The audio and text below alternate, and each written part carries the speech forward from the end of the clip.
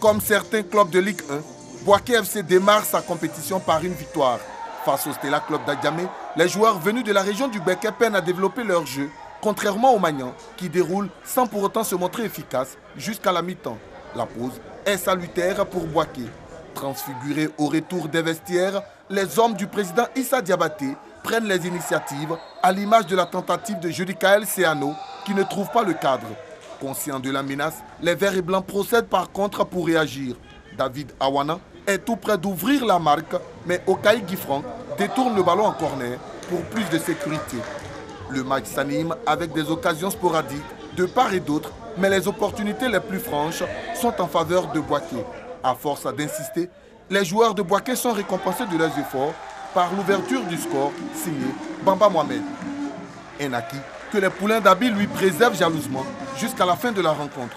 Dans l'autre choc de la poule D, l'AS Denguélé, condamné à la victoire après son nul enregistré lors de la première journée, avait à cœur de s'offrir une victoire pour espérer poursuivre la compétition.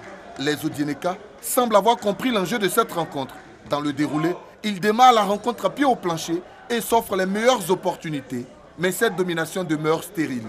Finalement, c'est dans le temps additionnel de la première période que les protégés du président Kone Abdoulaye parviennent à trouver le chemin des filets grâce à un pénalty transformé par Wilfried Guabigua. À la reprise, les guêpes de Willandville essaient tant bien que mal de refaire leur état, mais peine perdue. Score final 1-0. Une victoire qui permet à l'AS Denguélé de prendre une option sur la qualification pour le second tour. Prétendant sérieux au titre, la société Omnisport de l'armée n'a pas raté sa seconde sortie. Opposé à Issia Wazi, les militaires réalisent une belle entame de match avec l'ouverture de la marque d'Innocent Kwao.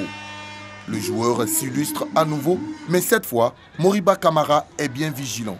1-0 à la pause. En dépit de la volonté des Indomptables de revenir dans la rencontre, le score n'évoluera pas. Les militaires accèdent au second tour quand Issia Wazi quitte la compétition. Comme la SOA, le Sporting Club de Gagnoa a reçu le 2-2. Les joueurs du Fromager ont battu la FAT d'Abidjan 2-1. Le capitaine Simon Kango double la mise en seconde période. Les Afadistes réduisent le score en fin de match. Grâce à cette deuxième victoire, le Sporting Club de Gagnoa décroche son billet pour le second tour. En confiance, l'équipe de Bouaké FC a obtenu sa deuxième victoire de la compétition face à la Zida Bengourou. À l'aube de la rencontre, Judicaël Seano lance parfaitement son équipe.